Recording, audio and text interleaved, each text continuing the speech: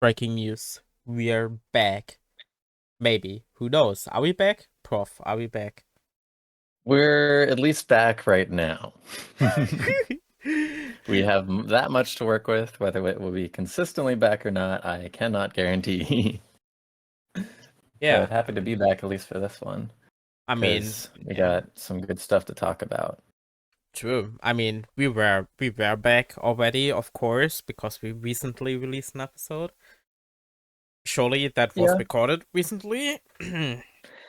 Uh, well, um, it's at least relevant to what we're talking about today, considering, that was the previous 80% barrier, Isaac Tay's 2559, and now we're here to talk a little bit about Secure Account and his 2458. Congratulations again, Secure Account, for that. And also thank you for allowing us to send some interview questions your way to share with everybody here. yeah, We spent a while thinking about it to try and see, what were all the things that people might want to know about how the 80% grind went and all that. But unfortunately, he isn't going to be joining us in person for an actual interview here. But happy to at least have something to work with. You want to take us away with the first bit of question here, Tiyo? I of course can, and I definitely can only say thank you, Secure, again for actually answering the question and also in detail. But yeah, Oh yeah, the great thing detail. in great detail, absolutely great. I was flashed and when I saw the answers. But yeah, I mean, Secure is a runner that not a lot of people know a lot of about, I guess. So I get what we always do with guests. I mean, he's not a guest currently, but what we always ask guests is how they got into speedrunning. And the first question that we asked him was how he got into speedrunning. And because we both know already that, I mean, at least we assumed we knew already what his first speed game was, we also asked specifically why it was Pokemon Mystery Dungeon. Because, yes, he is a Pokemon Mhm. Mystery Dungeon runner originally. Yeah, so according to Secure, though, with the answer that he gave us here, he initially found speedrunning through just highlights on YouTube of GDQ and stuff like that. And he was, during the time of the pandemic, enjoying playing Pokemon Mystery Dungeon Explorers of Sky. So just through that, he started watching some runners' streams here and there. And that was what got him some initial interest in speedrunning. So that was even before Celeste. I think Celeste, yeah, that was the next part that we were asking about. Celeste came much later for him, but Pokemon Mystery Dungeon, that was a really fun game when I played it forever ago. I think a lot has changed for how the actual run works though, because they have all the remakes where they like updated the graphics and all that. I think that was the version that he was playing more recently. Let me double check on that. Yeah, I mean, I don't know. I just played um Explorers of Darkness back as child on my DS, I think. I like Mystery Dungeon. Mystery Dungeon was huge for my childhood. Yeah. Yeah, I Good mean, I feel like game. almost everybody has some degree of like a Pokemon video gaming memory. I mean, I for me Um, it's not only Mystery Dungeon, I can tell you that much. Yeah, Mystery Dungeon though, I really love the story for those games, so I completely understand pivoting from that into wanting to speedrun it just because, it's fun enough to just keep going at it for longer. That was the same way I personally wound up following through on Celeste into speedrunning Celeste, was just because, oh, I really love this game and I want to play more of it, but I already finished the game. What do I do now? Speedrunning was just sort of an obvious thing to do at that time. So I expect there were Yeah, some sort of similar feelings for Secure with Mystery Dungeon. yeah, Um, absolutely. but transitioning from that into Celeste speedrunning was a much more roundabout thing, it seems. So for those of y'all who might not be aware, one of the Celeste speedrunners, Fledervy, was also a Pokemon Mystery Dungeon speedrunner later on. Fledervy was in Celeste speedrunning around very early, from some point early to mid 2018 when the game was just starting up, really, was when Vlad was there, practically from the beginning.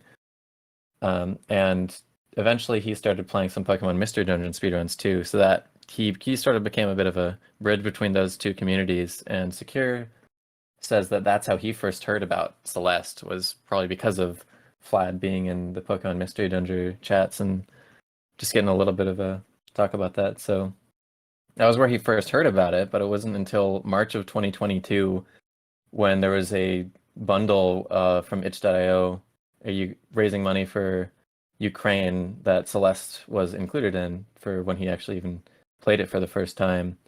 So yeah, kind of a roundabout way to end up hearing about Celeste and coming to play the game in the end and speedrunning it from there. Yeah. That seems to be how it went. Yeah, I'm honestly, I did not know about first I completely forgot and maybe just didn't know about Flat's PMD runs. I probably knew, but I kind of didn't. I don't know. But I'm really surprised about finding out that basically Secure is just a Celeste runner because of Flat. Yeah, it might not be just because of him, I but mean, that was just definitely seems because. to be how it was mentioned. So for the, the little, what do people call it? The butterfly effect, where just the little tiniest of changes or what transition from, tiny things to much bigger things later on. Yeah, that's a cool way to see it though, where Flad was the little change that brought Secure around.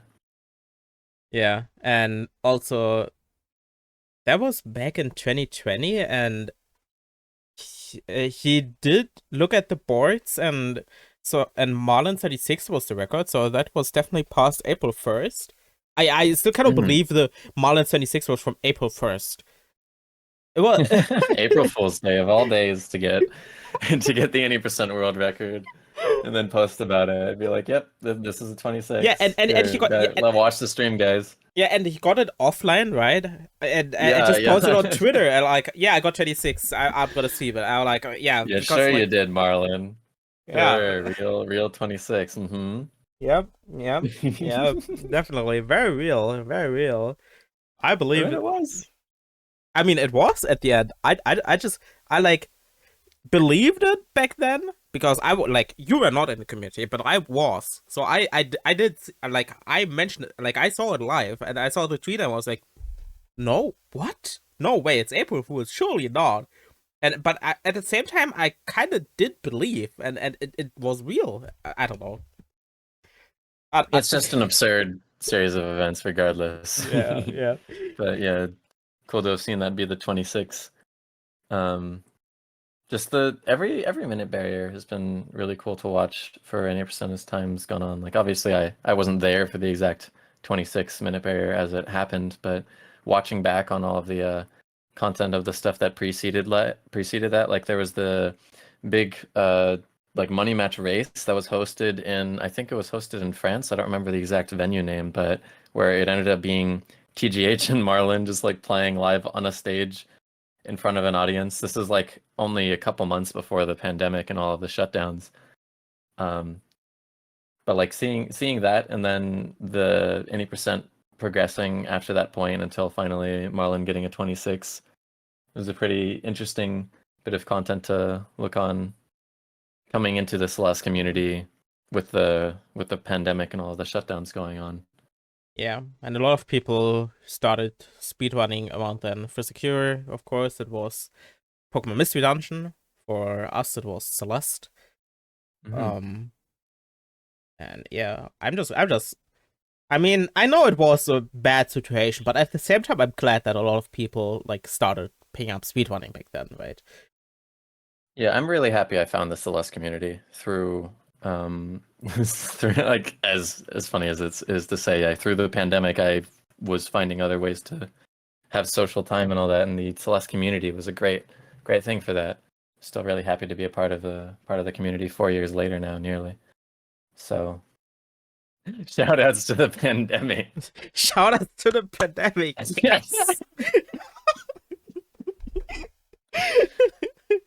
uh uh, yes, but yeah, I mean, because it was a pandemic, I assume that Secure played a lot of Pokemon Mystery Dungeon because he does mention in the answer or in the two answers that we talked about yet that he was burnt out of Pokemon Mystery Dungeon. And in a pandemic, when you have a bunch of time, especially because Secure definitely was in school back then, um, like what can you do, right? Like you just play the video game, and at some point you just burn out, and that is with every game, and you don't even have to have a pandemic for that.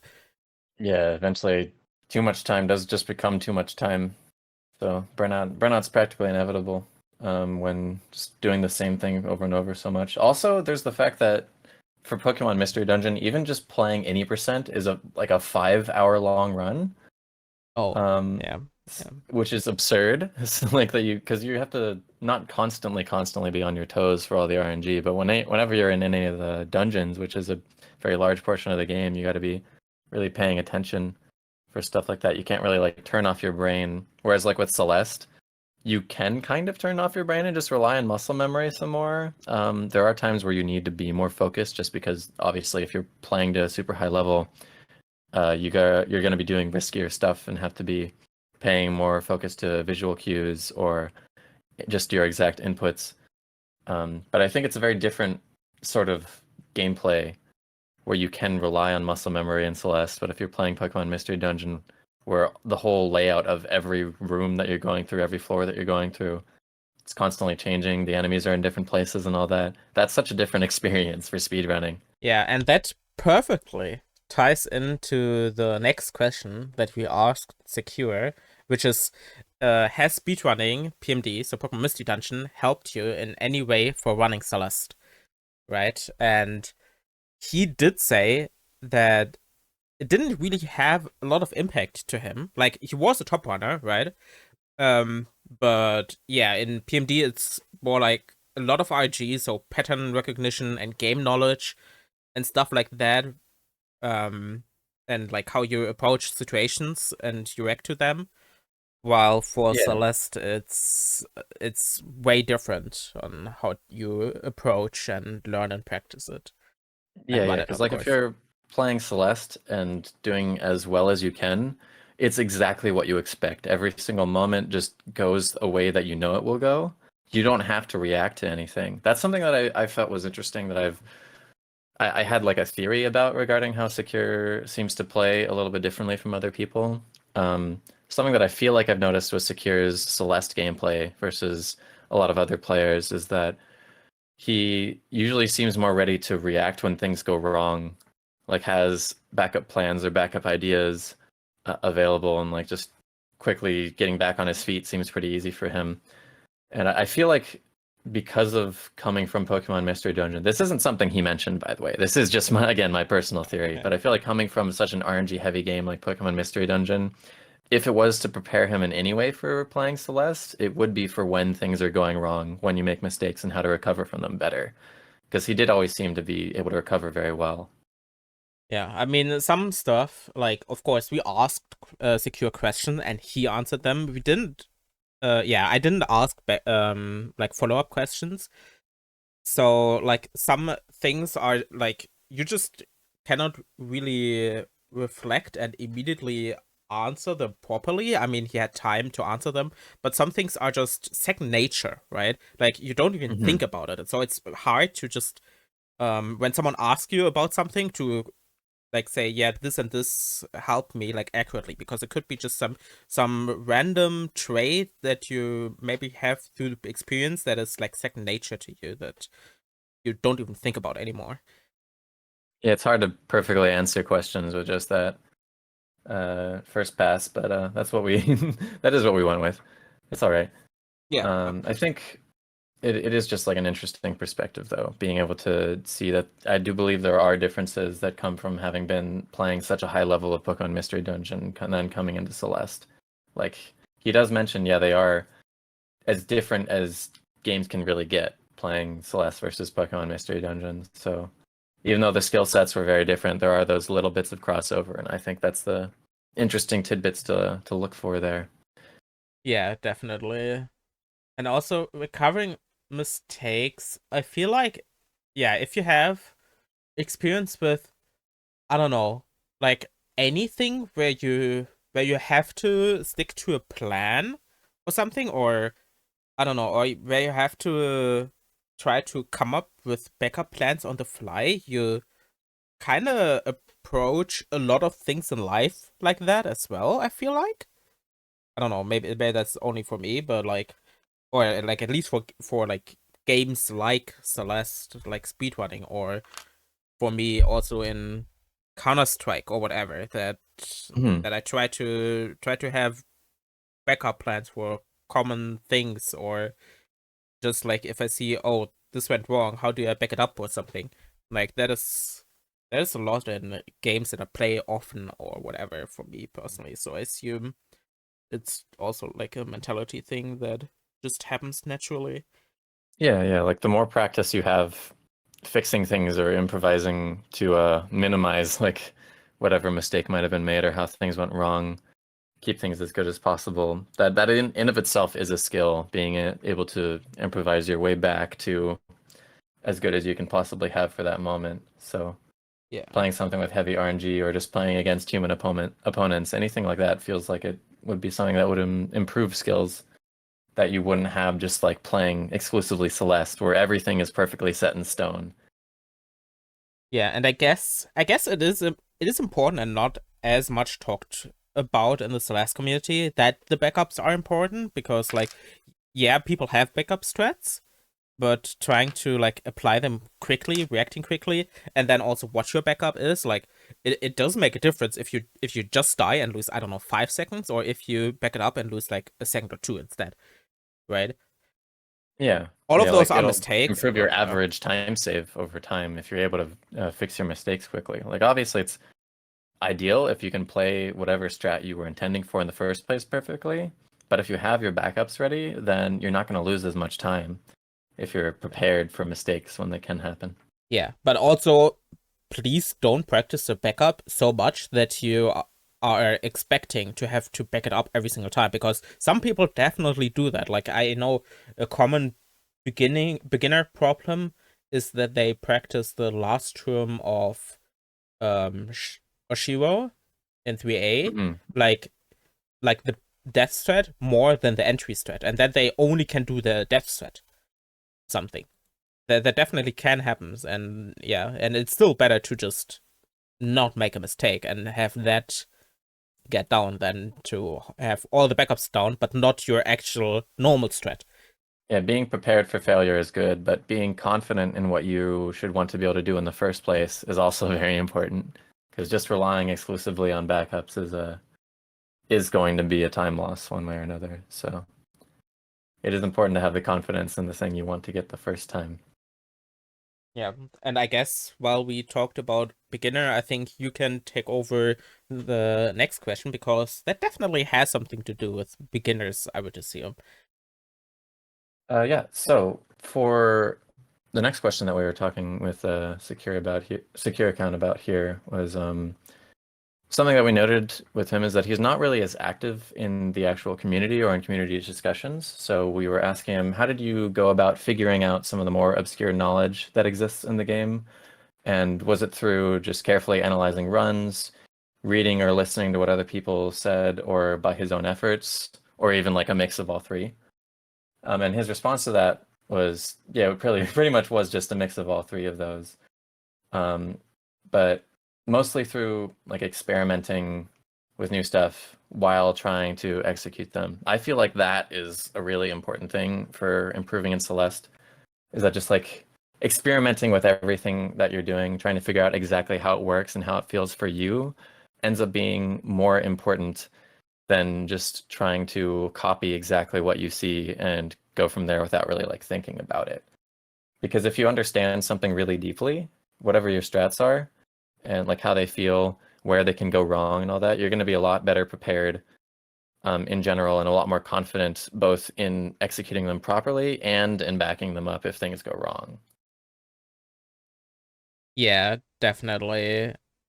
Like, the problem is, of course, that I guess I don't know if I would call it a problem, but it can be time intensive if you would do that for everything. So not a lot of people try to do it, and also copying is the easier answer. But Secure is where he is because he experiments and also um like tests stuff himself. Hmm. Um Yeah, it's like to be fair, this is the sort of stuff that's great for people who want to be like top runners and really pushing themselves as much as possible, but it does take a lot of time. So if copying is all the time you have for, that's totally fine too. But like if you're trying to be as good as you possibly can, then having such a deep understanding and feeling for everything that you're doing is also very important. yeah. I mean, but also like what he did say was yes, he copied a lot not copy. Yeah, I mean he copied and experimented a lot. Um, but some things are really hard to figure out on your own, or some things you just miss. Because Celeste is a game with a lot of little details. Like you can, if you're really carefully analyzing stuff and looking at the input display, you can figure out stuff. Like I don't know, like when people hold jump all the time, or maybe they just maybe for wall kicks along a wall, maybe you realize that they're only holding like one direction, even though they're wall kicking like back and forth, right? Hmm. Stuff like that. If you carefully analyze it, you can definitely figure it out. But some things are you can just miss. Like for example, Secure didn't know for a while in Mess Up One the ending stretch with half gravity. Which I guess I talked for so long. I guess you can take over here. Yeah, yeah. So basically, this was something that he mentioned related to this question about like how did you find some of the more obscure knowledge in the game. One of those obscure bits of knowledge that he mentioned he didn't have for a long while was for Huge Mess. After that, entering into the big mess portion where you have that first cutscene talking to Oshiro, the typical route for any percent is you go down to the bottom to the chest section, and in doing that, there's a reverse ultra that's very common to do. He didn't know that if you hold down the jump button, when you're doing that reverse ultra, you get half gravity and then can slide over a part and fall down faster than you would otherwise. Or normally you'd like hit the floor and lose a little bit of time. So that's just one of those super obscure little things that you might only see in a discussion and would be nearly impossible to find otherwise on your own.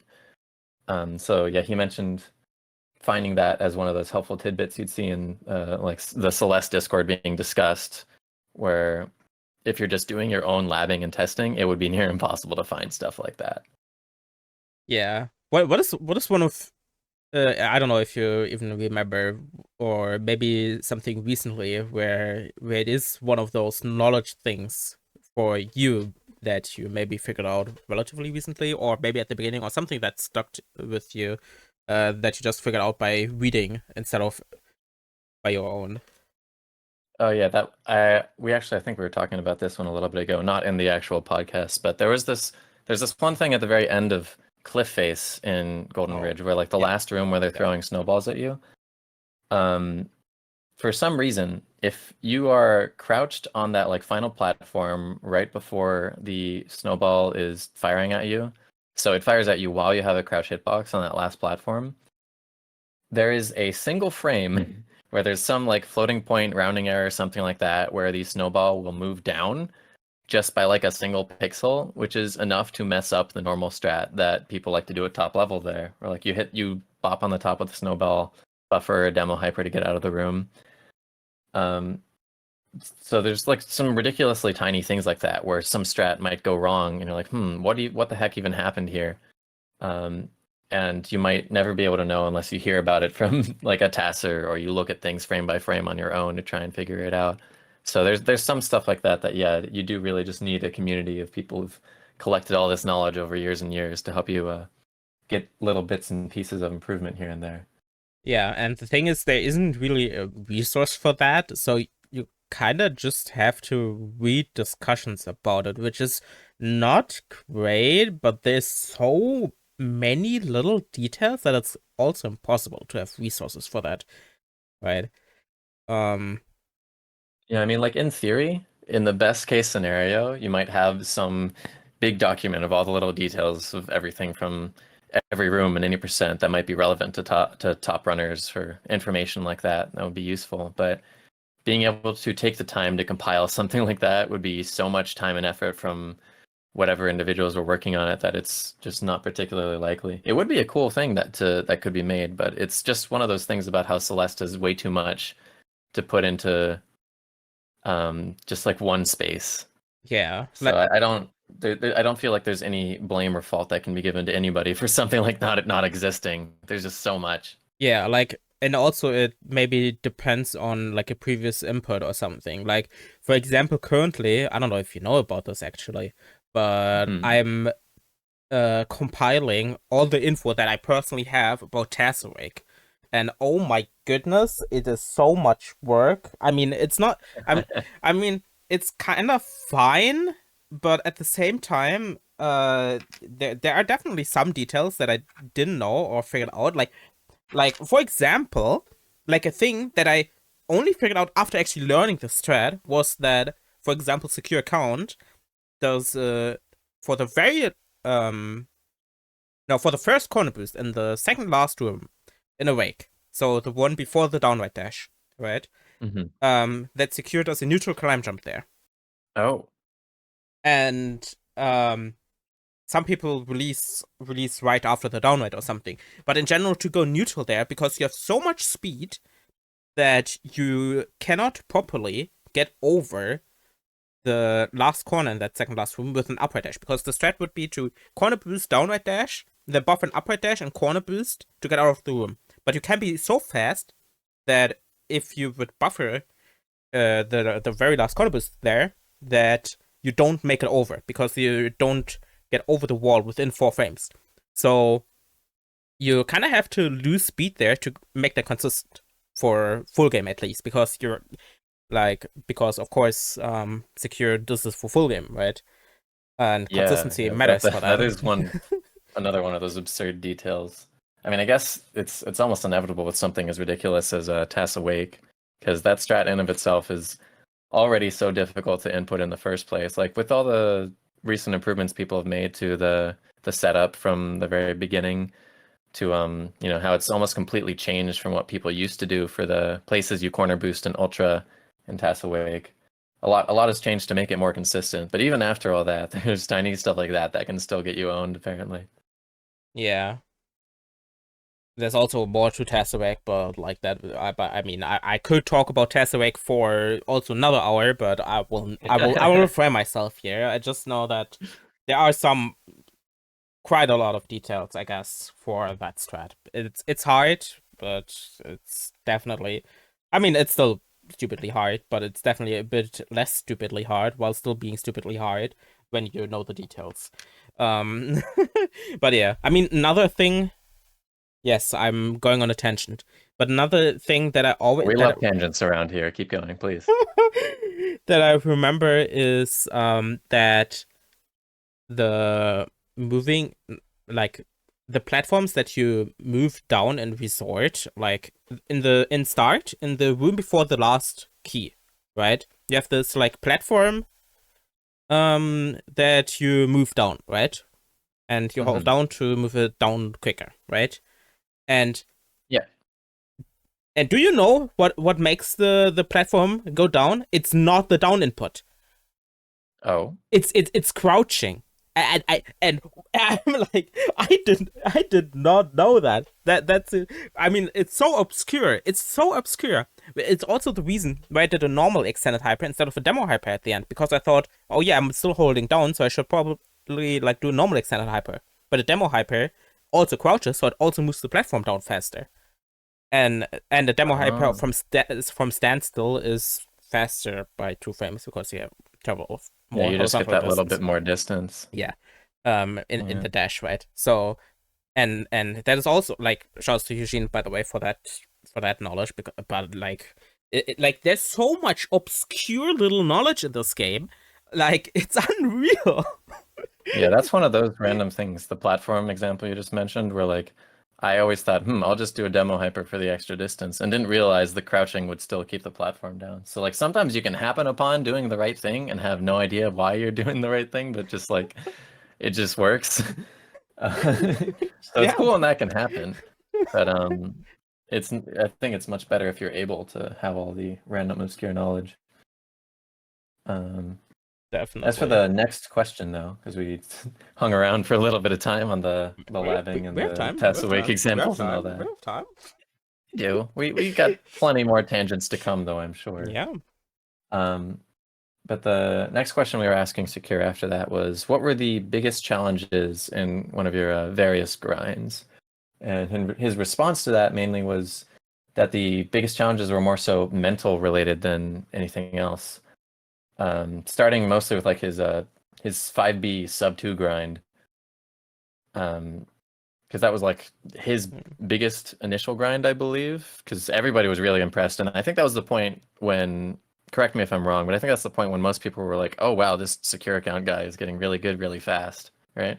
Yeah, definitely. I mean, I was a verifier, so I saw someone posting 32 like as the first one, and then slow and already having a sub 30, because if someone has a sub 30 really quickly, I'm like, wait, what is happening here?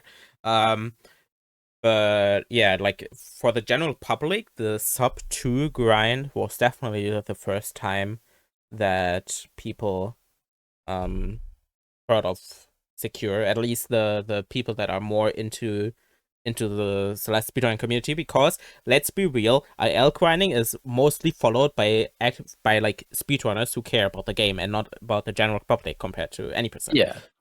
Yeah. And it was especially though, it's because it's an any percent level that he's then pushing to, you True, know, true. getting world record by I think at that point both Zcad and Secure were going for sub 2 right around Yeah, then. So yeah, it wasn't world record by some massive amount of time because Zcad was really close behind. But still, they were both of them. If somebody's competing with Zcad, who was known as a top level IL runner for many years, then that's the person who's competing with Zcad is like, oh hey, we've never seen this person before. That's going to be a surprise. So secure account definitely was showing up in everybody's minds after that point. All the runners who pay attention to ILs and all that. yeah. Who's this guy? Why is he so good at this level? Um, but yeah, I mean, what he also mentions in this question and answer. I mean, first, it's he only mentions actually the 5B one in this answer, which just proves the point that this one is really impressive, especially for its time and for secure as a person and as no not person as a runner.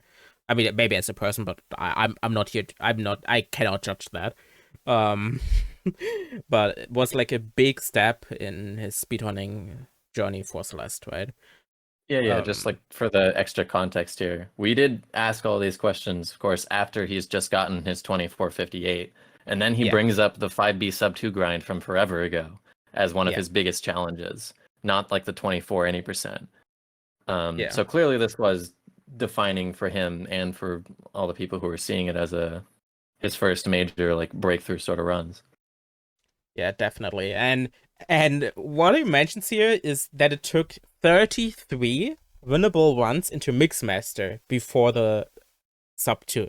Right? 33 for Niall into the last checkpoint. That is quite a lot, I feel like, for Celeste standards.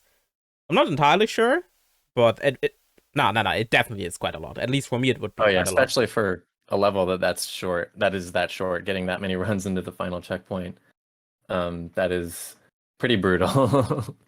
Yeah, I mean, Mixed Master is a really tough checkpoint, but getting that far that frequently and having to suffer through all those failures before finally finishing out would definitely be brutal. So I understand why Secure lists this as probably the biggest mental challenge that he had to overcome in his grinding. Yeah, I don't know if you watched the clip that he linked. Um, oh right, I don't think I mean I think you just saw the message at first, but didn't have the link ready at first. So I don't know if you watched it, but um the the Take a peek right now.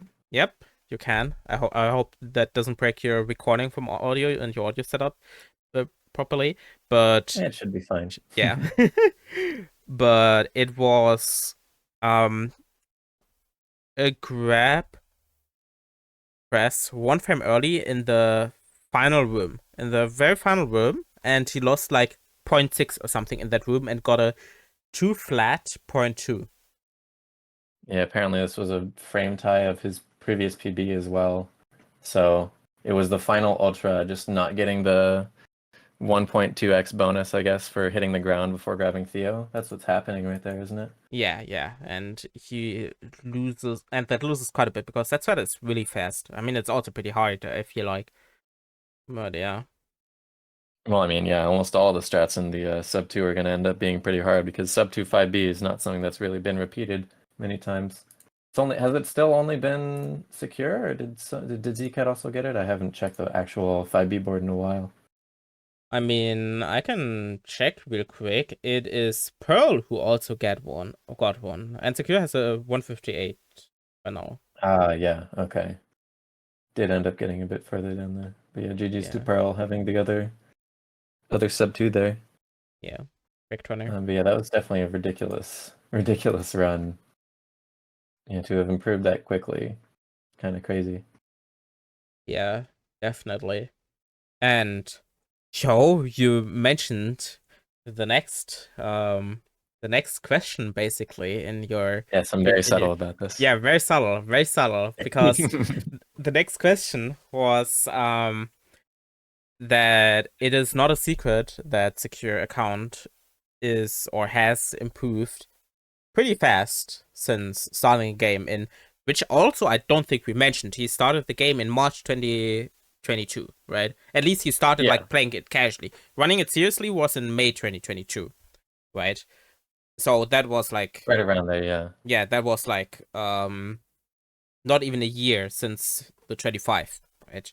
Yeah, like his first 80% world record was uh January 7th, I think it was, of 2023. So from the time where he first seriously started running, which was May, that is only just about 7 to 8 months, which is ridiculous when everybody who was, watching Celeste speedrunning was feeling like, oh yeah, 25 took Isaac such a long amount of time. Must have been really difficult. And then in only, 6 or 7 to 8 months of grinding, you have secure account coming out with a new world record. Yeah, definitely. But yeah, the question was around his improvement rate and what enabled him to do this, and if and what his practice looks like, right? And first, this was the longest answer that we got, so Yeah, I broke it down a little bit more just to kind of make it easier to digest here. But for what he described as what enabled his fast improvement and how he practiced was, first of all, he had plenty of time and motivation to just consistently play, which I think was both an after effect of like playing through the pandemic and how everything had changed with school. And I believe this, just for clarification's sake, I don't remember Secure Account's exact age, but I believe he was going through like the later portions of high school while this was going on. So there were probably a lot of changes that happened with roughly how yes. high school was even getting run in the United States. But yeah, having a lot of time and motivation was something he listed as being huge for that. And one of the less obvious things was for when he was working on improving his 80% times earlier on. His approach was to keep playing full game through adding strats, not really like stopping to do major overhauls, and just only adding like a few strats here and there to his runs while he kept playing, so that he could just push himself pretty quickly. Yeah, which is honestly pretty rare at that time range because I feel like every other person does like some strat overhaul around there, Mm-hmm. right? Yeah, I feel like the most common thing to see is when people have or when they're coming back to a category or like starting up on a category, they're gonna have some major goal. They're gonna go like one IL at a time. Here, let me get this time goal, and then that time goal, and then that time goal, and I'm like, okay, I'll put all these together now. Whereas what Secure was saying is, I'll just throw in some strats here and there, while still playing any percent. So like he would have a lot of room to improve on his current PB while he's still adding more strats, but without doing it in an overwhelming sort of way. So that does sound like a lot more consistent improvement based of like a way to approach playing any percent or any honestly any category in Celeste. So this seems like a lot nicer of a way to go about things than I've almost seen the majority of people doing. Yeah, I mean, no, I don't even know what I wanted to go with the sentence here. But yeah, he does say that all PBs, even in that time range, were way above double-digit death counts, and I'm pretty sure that most people grinding for like sub 30 or something hit like a barrier at that point that they actually need to do a stat overhaul. I guess Yeah, I guess Secure didn't really have that barrier because he always like kept adding stuff, so he never really got close to that ceiling. Um, yeah, no, that's he did point that out. His yeah, Oh, excuse me. He kept the ceiling high, is what he says. Keeping the ceiling high made it so that PBing or breaking a minute barrier was never particularly difficult in terms of leeway. So yeah, just like the adding strats, even before hitting the ceiling, made it so that you'd have a lot of deaths, but you would be getting a lot faster. Whereas other people who might be going for sub 30 or 28 or 27 might be hitting the point where they have, 15 deaths, 10 deaths, less than 10 deaths in their runs, and are like practically capping out and trying to like get the best time they possibly can without changing strats. When that, maybe that can be for the best for people who don't want to or don't feel like they have the time to change the strats that they have or focus on that improvement or like the fluidity of continuing to push yourself higher and higher. But it definitely seemed to have worked pretty well for Secure. yeah.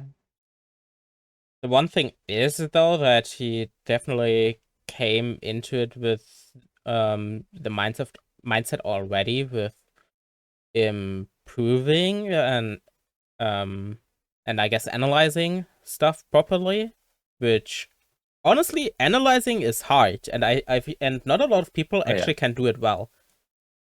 Like even if you look back at your runs, you might it's pretty hard to like actually be able to tell where you're slow. Like I constantly hear it in Celeste Court or something that they like look at the runs or whatever, and they just have no idea why they're slow or something, right? Yeah, I mean, there was a phrase for a while. I don't know if people still use it super frequently, but people talked about invisible time save as a thing for a while. It felt like a year or two where that was mentioned a decent amount, where people really just meant the tiniest bits of movement. Like maybe you're supposed to hold jump a little bit longer here, or jump the tiniest bit earlier here, or buffer this dash when maybe you weren't buffering that dash before. And it can be pretty hard to look for and find those exact little bits of time save without being really thorough. Um, yeah, but 5B, the 5B grind for Secure is what he said taught him all of those little bits of time save and optimizations because he had to have almost all of them to get a sub 2. So that Yeah. analysis that was required of him made it easier for him to apply that to like a full game setting. Whereas a lot of other players who might not have done something so ridiculously thorough would have a lot more trouble looking at their run and being like, I don't know what the tiny time saves are here. Yeah, I guess if you aren't, I guess, challenged enough that you actually need it, or I guess if you, I don't know, maybe that is the wrong way to phrase it, or um, Oh, it is if really you, just like pushing yourself to that level where you're expecting to have almost every little detail perfect or pushing every little detail as much as you can. Like if you're not doing that, it's going to be a lot harder to see those time saves. And yeah, when the majority of people who play or speedrun Celeste end up focusing on like any percent rather than ILs usually, or at least back then I feel like that was more true. That might be more different nowadays. We got a lot of IL runners running around. I mean, it started already back then. It was like kind of, it started more with, I feel like at the any percent journey or after, so mid 2021. I guess Mhm. it started more with 1.4. And also, by the way, while we were recording this, we are past the 3 years anniversary for 1.4. Oh yeah. Round of applause. Woo! When exactly was the day of that? Is that Um, exactly today? no, it was over a week ago. Okay, for reference, we are recording this at April 7th or 8th for me because it's past midnight. Um, but it was March 30th, I think. That sounds about right. Yeah. It's right around this time frame either way. We passed it, but yeah, happy 3 years anniversary of 1.4 version for Celeste. So yeah, you're The probably new right about version. that being the rough time frame though. For when people started to be more IL focused after the any percent tourney. Um, where was I? What was I saying about it though? I feel like, oh yeah, just like for all the people who were more full game focused, they'd have more difficulty seeing those tiny details than somebody who had been through the trenches of let me have this ridiculously top level IL grind. Oh yeah, it's also maybe something like, oh yeah, this doesn't really save much, or maybe like maybe they're more thinking about getting the strat consistent than about like actually all these little tiny details or something. Yeah. Yeah, there's a big difference between having a strat consistent and having a strat as fast as possible, as consistent as possible. Because like you can optimize for consistency and with the same strat where like maybe somebody can get it at 5.1 seconds if they're doing it as fast as possible, but somebody's just doing it consistently and might notice no difference and be getting a 5.3 or 5.4 or something. And then you apply that to every single room in the game, which is for any percent like over 300 rooms, then maybe there's zero point 0.1, zero point 0.2 or something or more in every single room that somebody doesn't notice they're losing time on. And that's where a lot of this can really, really add up in the small ways where people are like, I don't know where I'm losing time. Well, it's everywhere, just in the tiniest of things. Yeah, that's the thing with Celeste, right? Celeste is not a game where yeah you just do the strat, right? At least Hmm. to be like really fast and the top or high or maybe even to a certain degree a high level runner. Um, like at one point you need to look at the little details, I guess, and save it on movement. Okay, I don't know why I said it like that, but The spooky, scary, the invisible move, time save yeah, this ghost is coming for you. for you, yeah, for you specifically, whoever is listening. Um, no, but I mean, movement is I mean for is it can be pretty invisible if you're not like frame advancing. Like you kind of need to, honestly, in my opinion, you kind of need to frame advance actually sometime or pretty often, I guess. If you don't have a trained eye, and at first you absolutely do not have a trained eye, you don't really notice like what exactly is different movement. The different fast movement. It could be like I said with earlier with the jump or dash timing, or like also like I said, holding or releasing jump earlier, or it could also just Mhm. be that you're just not inputting stuff as quickly as you could. Like for example, you stand still there for zero point 0.1 or something, even though you could move, right? Like that is a very big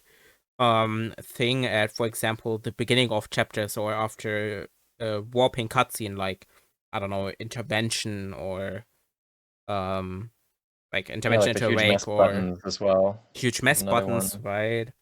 Anywhere where you're maybe stuck for a little bit or you have something that you could be buffering, if you don't have cues for it, then maybe you're losing anywhere from like as little as a few frames to as much as half a second or more. Like if you're just not exactly sure when you're supposed to start with something. Yeah, I'm So pretty. there's loads of places that there's little bits of time save like that people might not think about that they will just add up.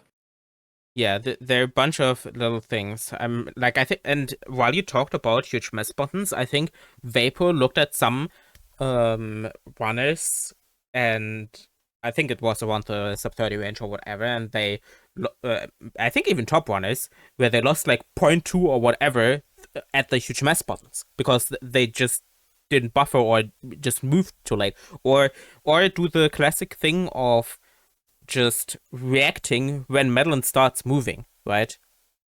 Because that's also Like maybe something they're that, just holding left or something, and then they input only after they see Madeline moving. But like if they could be doing a hyper or something instead, then that ends up losing, I don't know, a quarter second to, because that's like if somebody's having a really, really good reaction time, that might be a quarter second at best almost. that's already very solid for Yeah. in terms of reaction time. But you could be saving that whole quarter second by instead having a queue. Yeah, I mean, the thing with huge mess buttons is though that the animation, there's this like flying animation where all the things go into the little cubbies into the boxes, and Cleaning up the that is mess, yeah. when you clean up the mess, and I'm pretty sure that animation is RNG, so you cannot have a visual cue for that. Yeah, no, it is RNG. I was trolling Isaac Tay in his chat a few weeks ago, where he's like, "Hey, just just use a queue. Just look at the cleanup animations." I mean, we can troll Isaac Tay, but I'm not trolling here the actual clueless people, okay? No, I Just mean, for fun, try and give some real advice here if we can. I think the audio is consistent, but I'm not 100% sure. Like, I personally listen to the audio. I guess audio cues are not often used, but I think audio cues are underrated. They're not. I think the only time they end up being inconsistent is stuff like the key doors, actually, because if you put a key into a door, the time for like the audio of the door and all that is going to be exactly the same every single time. But if you're doing a lot of dashes before that happens, or if you're on a slightly different key cycle, then it's going to be off. So like there's the visual of the key turning in the door and disappearing, that's perfect, but there are places where audio cues are not going to be perfectly consistent. So there are alternatives. Excuse me, alternatives. Wow, where audio cues can be the right thing, but got to be careful about making sure that they're accurate. Yeah. Also, All right. Well, as a disclaimer, I'm if it's maybe the case that the audio is not always the same for the huge mess button, then I'm not responsible for you using that audio cue, okay? I'm just saying that now. yeah, and just also clearly, as everyone knows, you got to say all red berries when you're doing your summit cutscenes. Oh my god, no, please. Oh my god. What were you thinking with that chat post, man? This is It the was interview funny. of you now. What were you thinking? Okay, so for reference, I did post, and I don't even know when I posted it, but I did post in threads that you could say all red berries in a pretty monotone and same-ish tone and rhythm and pacing, yeah, and that does line up the cutscene skip. But I guess that is also at first that is the case because the cutscene skip is actually the same if you like after the background changes, right? It's 2 spins of metal, right? So an audio cue technically does work. You could also just look at metal and count 2 spins, but yeah. But the thing is that people don't speak in the same pacing every time, but I'm personally trained at it, but because just the thing in German you say 21 and 22, 23 and so on when you count seconds. I don't know if there's something similar for that in English, but and I know that in Dutch it's also the same because I talked with Malek about that recently actually, but because you do that relatively often, or at least I don't know, it's something you just learn, and that pacing that you just kind of used to that exact pacing for a second, and if you can actually do that properly, and all red berries is I think the same as if you would say 21 in German, which is 21, and especially if you say it like stretched out in a Okay, rhythm. so it is the same syllable count. It But is like, the come same. on. I mean, it works out if you're used to It it. worked for you, I guess. I guess you can call that a working strat. It's a work. I mean, it's also the funny I will thing. just have to forever make fun of you for that, Okay, for how absurd it was. okay. And the funny thing is, I'm pretty sure Seth uses that. Sev? Yes. Still? Yeah, I'm pretty sure. Please. Sevad, Please. yeah. Please just use a visual cue, man. Ask him about it after this. After this. Yeah. Oh my goodness. No, but Anyway.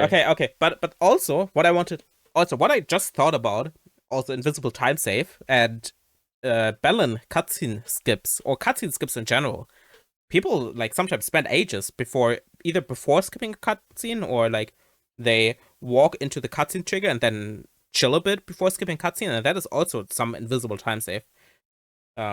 Running the trigger and when you can skip the cutscene. Like, I don't know, for example, in intervention, some people like wait until they are at the house, like at the end of intervention, or at the end of chapters, like at the end of which they wait until they're like inside the gondola instead of like a meter before that. Um, Yeah, yeah. knowing your actual triggers for when you can skip cutscene is definitely important for having just a little bit more time save here and there as well. There are certain places where you have like a lot of allowance for it, but those are few and far between. Like for example, when you're entering presidential suite, that final room right after the really long room at the end of elevator shaft, you can skip cutscene pretty much any point after entering the room almost, which is really useful for the what do you call it? Cutscene The Ultra. cutscene ultra. Thank you. But those are much fewer and further between than places where you just have some exact spot where you want to skip cutscene when you get there. So using like the debug view, like I think is it through task tools only that you get to see the cutscene triggers, or do you get that with the Um, regular debug view? I think regular as well, but first you kind of play then with keyboard, right? Ah, If yeah, you use the true. regular one, and second, the hitboxes are also more accurate and better with the test mod. So you definitely, if you want to Yeah, look at triggers and hitboxes, you definitely should download the Celeste test mod. Also, yeah, highly yeah, recommend it as yeah, well for the sake of speedrunning and knowing cues and stuff like that. The hitboxes and the Celeste task mod very useful. yeah. Also, another cutscene that I just remembered that's pretty important is seeded berries. Um, Oh yeah, yeah, for because the berry runners. because you can just move normally before the cutscene stops you. I think even for like a second or something. So you absolutely do not have to create it. And the funny thing is, if you have a berry behind you and you pause on the first frame that you touch the seeded, it counts as. Wait, no. If you don't have a berry. Wait, what was it again? No, if you don't have a berry behind you. I And only loosely know what you're talking about, so you'll have yeah, to okay. figure it out Yeah, no, no, yourself. no. Yeah, I figured it out. If you don't have a berry behind you, so it's and you skip on the first possible frame, it basically has like an invisible seed basically, and you have the additional berry collect frames on the that single berry that you have trailing behind you. So which is what, 9 additional frames, or was it 8? I forgot. I think it's 8. Either way, It's 8. though, so you're saying if you skip the first possible frame of the seeded berry cutscene, then you just are going to end up possibly losing time from not collecting a berry that you'll want to have collected? Yeah, like for example, that was a big issue for me in 2000 meters. Um, because like I do chill slightly there on the ground to collect, but then I chill slightly and dash, and normally with the normal timing it would collect. But Um, sometimes you'd actually keep it with you before leaving yeah, the room. yeah, Mm. or also like in 2A start, because recent development is that people actually started caring about collecting there, and Yeah, summer of our yeah. 2023 convinced people, yeah, collect your berries into a start. Stop getting a one-up and having to reset your run when you die with 5 berries trailing into intervention. And I think that was for the best. So Yeah, yeah, happy that that happened. yeah, it's like 0.2 at best, or I guess 0.3 or something on average, I guess, for Just for collecting a. time you lose to collecting. Yeah, and honestly, for not having to play all of City again for one death, I take that time loss. Oh Um, yeah, very worth it. Um, also, I guess moving on a little bit here though. yeah, I think I talked enough here. We could Yeah, move on this long answer, which was the 5B grind, I think. yeah, we had our good little bit of tangent. But yeah, last thing we really mainly mentioned was Secure said his 5B grind taught him about movement. After that, regarding his actual practice methods, though, he said he practiced very inconsistently, pretty much just whenever he felt like it for little bursts here and there. Like maybe he had some 15-minute window where he just wanted to open up the game and lab a certain strat, figure out frame windows or anything else that came to mind, as opposed to having, oh yeah, let me have this solid 2-hour practice session every single day. That's not what he did. And I also advocate for similar. I personally have not been one to follow that sort of idea. Not in the past, that is. More recently, I've liked to open up the game and just do short bits of practice here and there. But like in the past, I was one who's very guilty of having just like 6 to 8 hour sessions, where I probably ended up like genuinely like losing time towards what would be good practice and improvement by playing for too long. Yeah, I mean, the funny thing is why I don't regularly stream, even though I play a lot. I mean, besides that, I don't feel like streaming at a given point or whatever, is that I often just do like short practice bursts and then just do something else or whatever, and the and that is not great for if you wanna stream consistently, right? But yeah, it Yeah, definitely but like helps a if lot. you're trying to just improve, playing when you have the motivation to and playing something that you enjoy, even if that ends up just being, okay, I'll play this level or this checkpoint for 10 minutes or, an hour, as opposed to, all right, I'm gonna sit down and stream for 3 hours and play just this one level until I get a PB or whatever. I think one of those just feels a lot better, Yeah. unless like streaming is the goal. But yeah, like the whole point being improvement, then yeah, streaming does not seem like the goal there. Also, what I want to mention here is that Secure mentions leveling frame windows, which I feel, I mean, some people will say that knowing the frame window will make them more scared of a strat, um, which I guess I can understand a little, but I feel like leveling frame windows is kind of important to get consistent at a strat, right? Instead of just Mhm. winging it. Like, also, you really can tell that Secure laps his frame window because I don't think anyone really knows how a beach ready works in crossing. Do you know how getting a good corner boost in beach ready works, Prof? Tell me. Um, I think I knew at one point, and I didn't care enough to remember because I don't go through Beach Ready Room anymore. Oh my god, the 100% runner. Oh my goodness.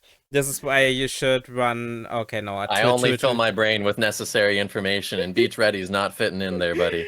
No, like for example, getting a good corner boost is a two frame window in beach ready. Hmm. Um, which is when you buffer the dash, it's the second frame of corner correction and the third frame.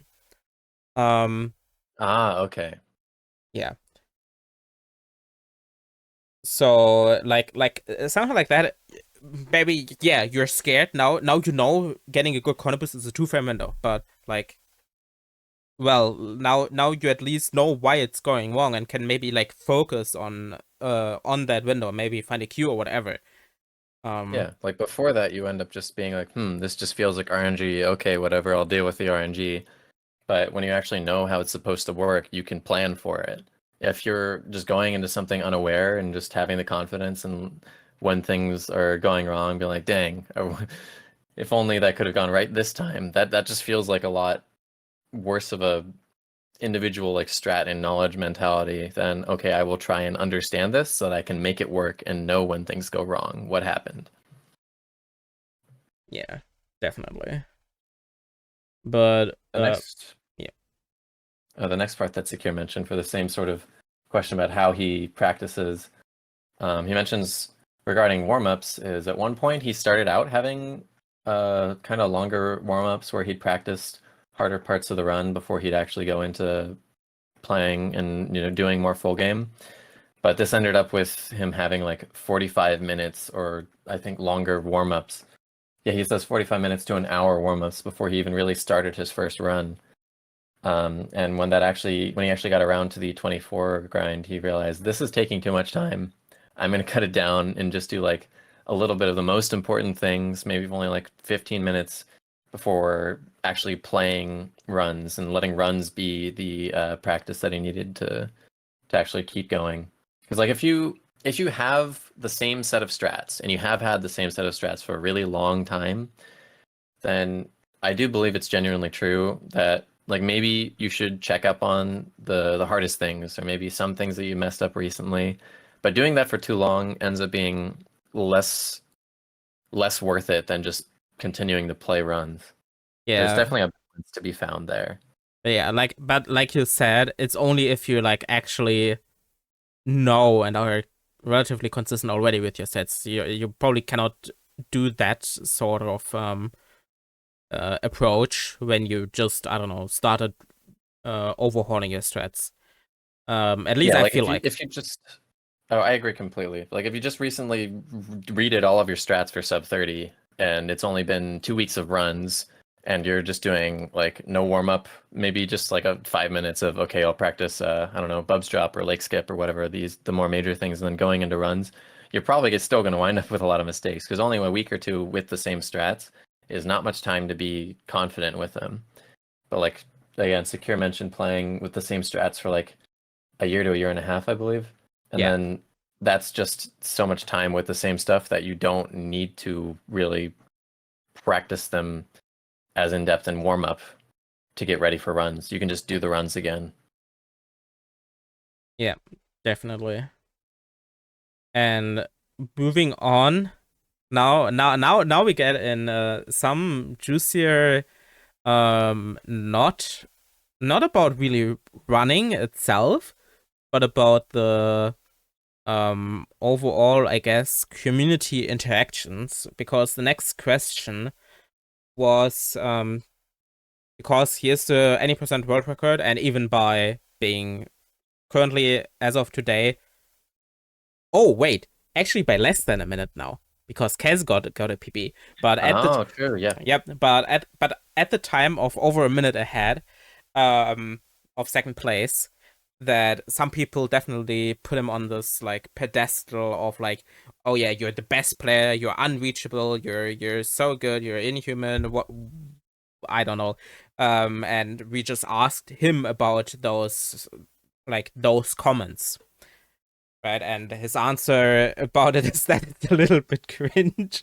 It's true. Yeah, It I is mean, cringe to I mean, like put somebody up on that big of a pedestal. Like somebody can be extremely good at something, but they're still human. They got there one way or another. Continue though, please.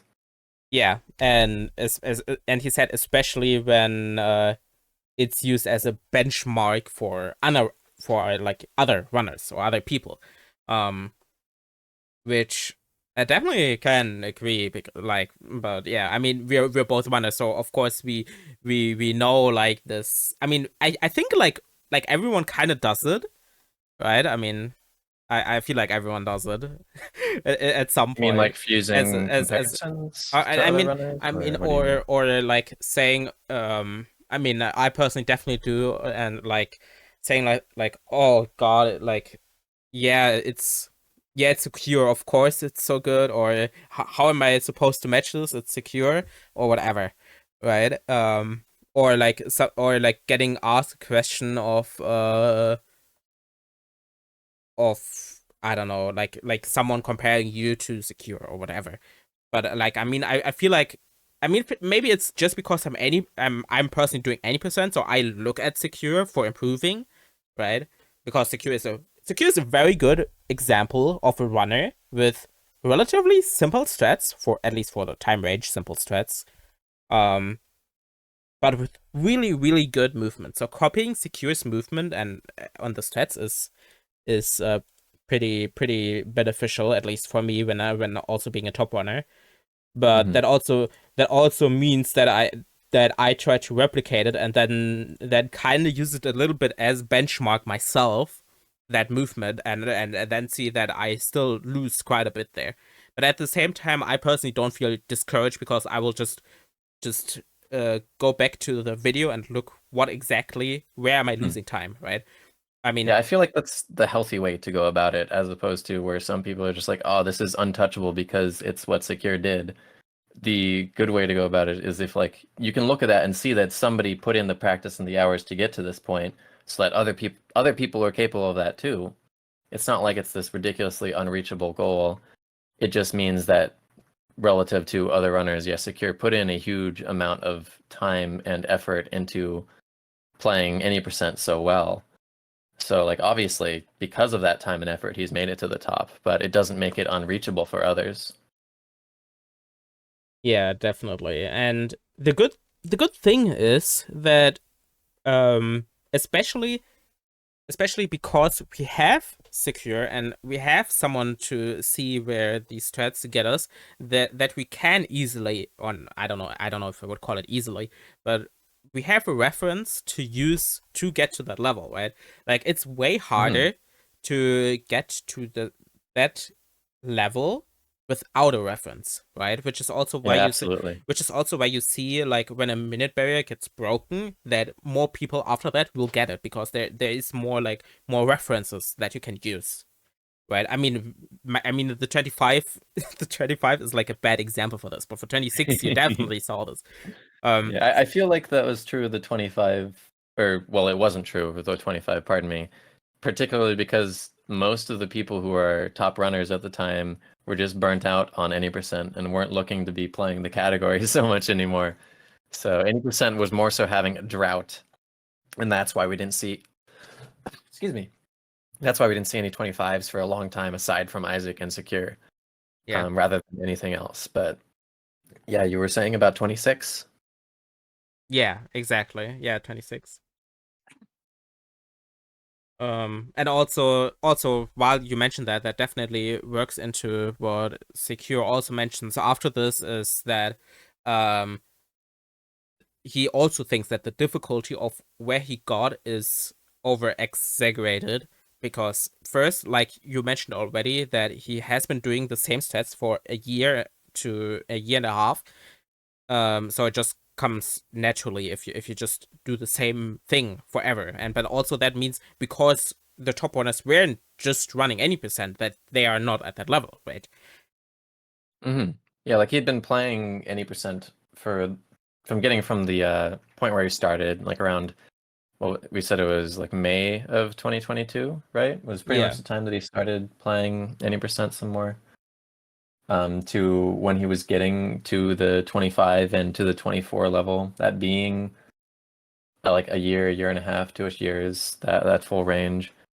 Was it really just a year and a half actually? Hold on. What's the exact timeline for this? I gotta check again. I mean, the 24 was what, in March, and the 20 and his first 25 was in January 2023. Okay, yeah. So it took the time between him first playing and getting the 25 was like 7 to 8 months. And then after that, it was another 14 months before the 24 happened. So I suppose it was over a year then that he was not on the exact same strats, but on very, very, very similar strats and was really just working at them and improving on them, getting the consistency, the comfort, the confidence that comes with using those same strats for so long. So yeah, that I feel like if anybody was doing that, getting to the point where they play the high level, top level strats in any percent, and they do that for over a year, they're going to get a really good time eventually. It's not like it's beyond anybody else. It's just Yeah. being there at the right place, the right time to have the motivation and the time to achieve this is the part that is extremely rare Yeah. and what makes the 24 end up being exceptional. Also, I guess not getting lazy, because I know that I'm pretty sure, at least I feel like every single runner at some point gets kind of lazy with, like, optimization or Hmm. whatever, when they feel like, oh yeah, they have a goal and they could just reach it by just, I guess, playing more or whatever, instead of, like, pushing themselves, because I feel like Secure just pushes himself always more, instead of just I mean, to be fair, that is an assumption. I don't know if he actually does this, because it's not really mentioned here, right? But at least from what I see, that is my assumption, that he always pushes himself more instead of getting satisfied, or I guess used to his level of play. Yeah, I mean, I feel like that you're right about how the majority of people will at least at one point like drop off on their attempts to optimize things further. I I feel like calling it laziness might not strictly be true because sometimes it is those two factors, like you need time and you need motivation to accomplish it. Those are the two biggest things. So It maybe is. people run shorter on time, so they can't really put as much into it, or maybe they run a little shorter on motivation, which you could possibly like view as laziness, but it could also be stuff like burnout from playing far too much, or other factors. So it really you need like a perfect storm to push yourself as far as someone like Secure has. Not like a perfect storm, obviously, but if you have those two factors, time and motivation, I believe it's possible to get as far as he did. Yeah. Time, motivation, his approach to the game, um especially to like analyzing and labbing. I think that was one of the biggest things. Yeah, that's especially important in Celeste, I feel. Just having that super minute understanding of everything you're doing will give you that tiny bit of time save room after room. And that does make a big difference across those 300 plus rooms of the game. Yeah. As for the final question that we had for Secure here, we pretty much just asked, well, do you have any plans for the future of your Celeste speedrunning, or is it going to be more real life stuff, or maybe even Pokemon Mystery Dungeon again, or another game? And to summarize his response for that, he really just said it's hard to say. You don't really know what's coming in the future. It ends up being whatever he's motivated to do. So it's probably not going to be much full game for a while though, because it's so much of a time sink. But yeah, basically he's not sure. We don't know what we're gonna see from Secure in the future. Just going with the flow there. Yep. And also, a little important thing actually in that answer is that he doesn't really make plans for anything. I think that is actually important for your mentality if you don't like really. I mean, some people like use plans for motivation, but if you just play and see where it brings you, if you just try to optimize what you're doing, I feel like the greatest players in Celeste just do that and just get better and see where it brings them instead of like setting plans or goals or whatever. Yeah, I feel like that is the same. Like following your motivation is the same as following what's most fun for you, which has been a thing I've tried to advocate for in the past. Where like if you just make sure that you're having fun, you will improve, one way or another. So more important than almost anything else. Like yeah, time and motivation, but I feel like the motivation side of that comes from having fun. Yep. So if you can play any percent and have fun, then heck yeah, keep at it. If you're playing something that's burning you out, it might not be worth it. Yep, even if someone else in the community or yourself say, "Oh yeah, like I have to get this," or "Yeah, this sucks. Why are you doing this?" or whatever, just ignore the haters. Or ignore the outside pressure, I guess. Just do what you enjoy. That is always the most important. Yeah. Yeah, I guess I don't really have any more to say except wait, I have one more thing to say, but I will let you say anything you want to say as final words first. Well, thanks everybody who managed to continue listening to us after our huge hiatus here. Hopefully we'll be able to get some more of these episodes out in the future. I guess yeah, that's all I really had to say about where we've come with peak performance. I've really enjoyed making this, just IRL stuff that has come up or made it more difficult to actually follow through. But oh yeah, hopefully we can have more of these in the future. Yeah, I hope so too. And for my end here, I just want to say that if you're curious and if you're still listening actually to this about Secure's actual like in detail answers and the question, I will post it in Discord or our X. Oh no, I don't want to say our Twitter account or whatever. Like, I will just post a Google Doc with the We might answers. also be able to fit it just in the description of the YouTube video Yeah, for on YouTube, I will or all definitely wherever we're posting it. on YouTube, I definitely will at least link it in the description. For other, like, if you listen it to on a podcast platform like Spotify, then I guess you have to do some research on another platform or whatever. But yeah, that is also it for me, I guess. So I hope Yeah, well, thank you I hope, everyone for yeah, listening. thank you for everyone for listening, and I hope we actually will have another episode soon.